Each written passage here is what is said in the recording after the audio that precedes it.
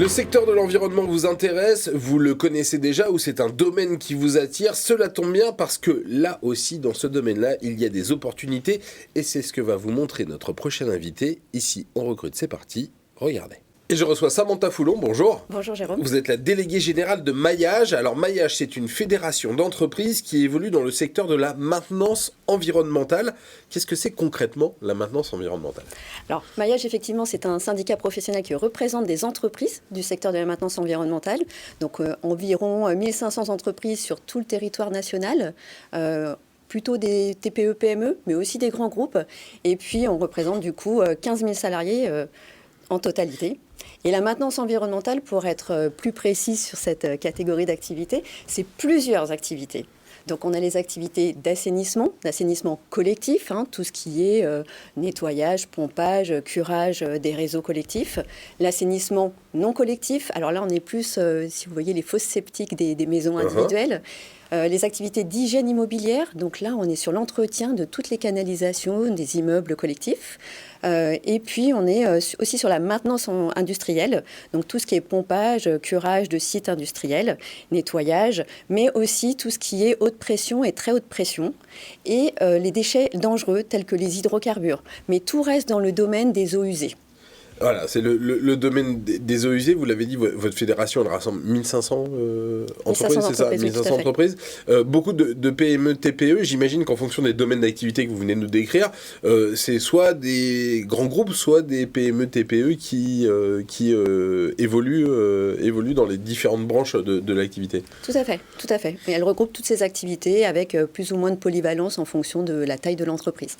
Alors, c'est un secteur qui est extrêmement dynamique, puisqu'elle cherche à recruter 2000 postes ouverts sur l'année. Alors, on ne va pas lister les types de profils, mais en gros, qu'est-ce qu'elle cherche, la filière? Quel profil elle cherche, cette filière? Alors, la filière, elle regroupe des métiers qui sont divers et variés aussi, autant que les activités. On est plutôt sur des postes qui sont dans l'invisible, mais qu'on aimerait mettre en avant, comme ça a été le cas pendant la crise sanitaire. Les ministères ont mis en avant ces activités-là, qu'elles ont qualifiées d'essentielles. Donc, ce sont plutôt des postes d'opérateurs chauffeurs, de techniciens, d'agents de maîtrise, plutôt différentes catégories. Ouais. Mais on est sur des activités vraiment en totalité sur le domaine qui regroupe tout ce qui est collecte, curage, pompage, inspection télévisée. Ce sont aussi des métiers très techniques par lesquels on passe aussi parfois des caméras dans les réseaux pour contrôler leur état. Donc tout ce qui est inspection, la collecte et puis le transport de ces déchets jusqu'à la station d'épuration. 2000 postes, j'imagine que pour le coup c'est sur toute la France. Il y a des postes ouverts qui sont absolument dans toutes les régions?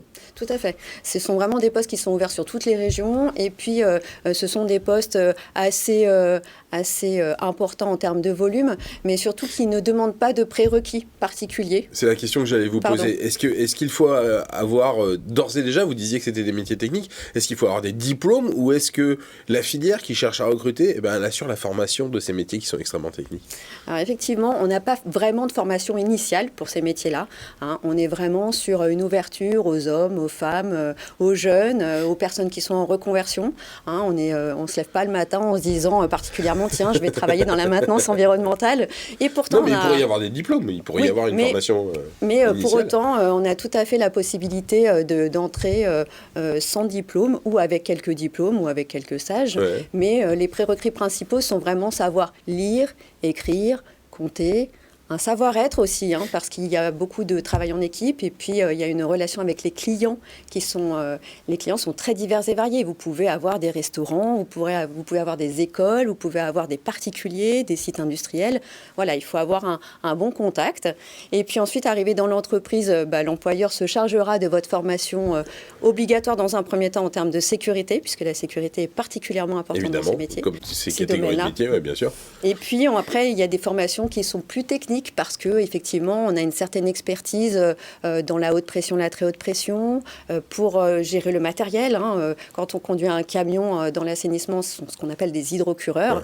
On a des nouvelles technologies, il faut s'y adapter. Et puis, à côté de ces formations-là, on a surtout un savoir-faire. Et ce savoir-faire, il se transmet beaucoup sur le terrain. sont les plus expérimentés qui... Il y a une sorte de compagnonnage. Exactement. Donc c'est un savoir-faire qui se transmet et qui, on apprend aux nouveaux embauchés, effectivement... Les ficelles du métier. Les ficelles du métier, et puis vraiment une polyvalence aussi sur ces différentes activités. Il y a une dernière question qu'on aime bien poser dans cette émission, c'est quoi le truc en plus pour ceux qui nous regardent et qui se disent tiens, peut-être que je vais me lancer dans ce secteur-là, ou me reconvertir dans ce secteur-là. Qu'est-ce que vous pourriez leur dire pour les convaincre de franchir le pas de vous écrire? Alors je pense dans un premier temps que ces métiers-là sont évolutifs, ils permettent d'avoir une bonne autonomie, d'avoir une certaine expertise et surtout ils sont porteurs de sens. On se dit, je vais être utile pour la préservation de l'environnement, pour sa durabilité. C'est important aujourd'hui. Et puis, il y a un deuxième message non négligeable, c'est les avantages sociaux de cette convention collective et de cette branche-là. C'est qu'on peut avoir une prime d'ancienneté assez rapidement, des indemnités d'astreinte, et puis un 13e mois. Et aujourd'hui, je pense que ce n'est pas négligeable de connaître ces avantages-là. Voilà, et on peut finalement bien gagner sa vie, et dans le contexte de pouvoir d'achat actuel, c'est extrêmement important. On vous écrit où?